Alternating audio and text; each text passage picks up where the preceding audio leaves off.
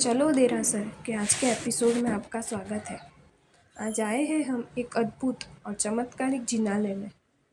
हम आए हैं अहमदाबाद में स्थित भट्टी की बाड़ी में। आज हम जानेंगे एक अजैन से जैन धर्म का महासफर। कभी राजनगर के गौरवशाली नाम से जाना जाता अहमदाबाद जैन धर्म का प्रमुख केंद्र था। घी घाटा क्षेत्र में एक औदिच्य ब्राह्मण परिवार में आज से 245 वर्ष पहले ईस्वी सन 1773 में एक बालक का जन्म हुआ था, जिसका नाम रखा गया केशवराम। छोटी उम्र में उनके पिता का स्वर्गवास हो गया और युवावस्था की डगर पर कदम रखते ही उनका विवाह करवा दिया गया। एक बार केशवराम कुछ दिनों के लिए दूसरे गांव गए थे और घर में चोरी हो गई। घर लौटने पर डरी हुई माँ ने केशवराम को बहुत डांटा। नाराज होकर वे घर छोड़कर चले गए और लौटकर कभी नहीं आए। उनकी बहुत खोज की और वो नहीं मिले। उनकी माँ का भी देहांत हो गया। इधर गुजरात के भीमनाथ गांव में केशवराम ब्राह्मण का जैन मुनि प्रवर श्री शुभ विजय जी महाराज से परिचय हुआ। वह श्री शुभ विजय जी महाराज के साथ पालितना की यात्रा पर निकले और आगे चलकर उन्होंने पानसर में महामुनीश्वर श्री शुभ विजय जी महाराज का शिष्यत्व स्वीकार करते हुए जैन दीक्षा अंगीकार कर ली।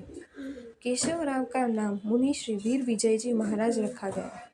उन्होंने अरिहंत प्रभु के अनुग्रह और पूज्य गुरुदेव के आशीर्वाद से राजराजेश्वरी एकावतरी भगवंती माँ पद्मावती की निष्काम भाव से जिन शासन के हितार्थ मंत्र उपासना व ध्यान साधना की सिद्धि का ये पुण्य प्रताप था कि एक सामान्य ब्राह्मण परिवार में जन्मे हुए मुनि वीर विजय जी महाराज सरस्वती के वरद पुत्र के रूप में जिन शासन के स्वनामधन्य विद्वान श्रमण और जाने माने काव्य रचयिता बने।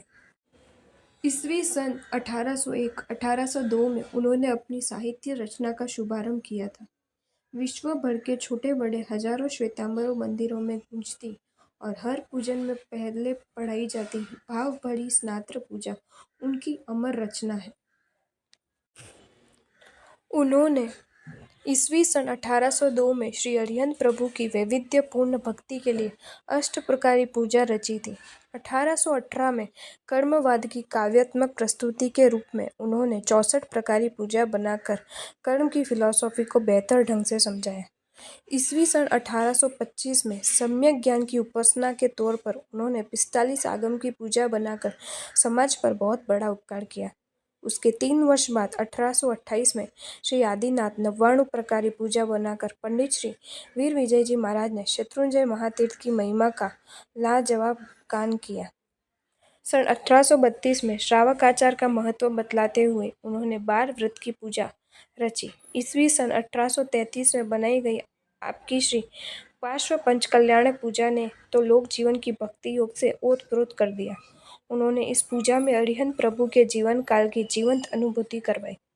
इसके अतिरिक्त पूज्य श्री वीर विजय जी महाराज ने सुरसुंदरी का रास, स्थूलभद्र जी के शील का गौरवशाली काव्य, शेठ मोटीशा का टूंग का ढालिया, वीर प्रभु के 27 भावों का संवल, श्री गौड़ी पार्श्वनाथ का ढालिया और सेठ हठी सिंह के देरासर का ढालिया बनाकर जैन इतिहास को जन जन तक पहुंचाया। उनकी पूजाएं और उनके अन्य अनेक काव्य जैन दर्शन, जैन आचार, तत्वज्ञान, कर्मवाद, जैन इतिहास, प्रभु भक्ति के स्वरूप तथा तीर्थ की महिमा और सम्यक ज्ञान की महत्ता का आकर्षक भावों में अत्यंत सरल प्रस्तुतिकरण है। पूज्य पंडितवर ने इन रचनाओं के द्वारा अबोध जीवों के बोध और भक्ति हेतु अभूतपूर्व कार्य किया। इस प्रकार श्री वीर विजय जी महाराज जिन शासन के भक्ति इतिहास के अमर हस्ताक्षर बन गए। 79 वर्ष की आयु में ईस्वी सन 1852 में भाद्रपद कृष्ण तृतीया के दिन उनका स्वर्गवास हुआ। एक ब्राह्मण बालक की ये कथा ये सिद्ध करती है कि मनुष्य जन्म से नहीं कर्म से महान बनता है।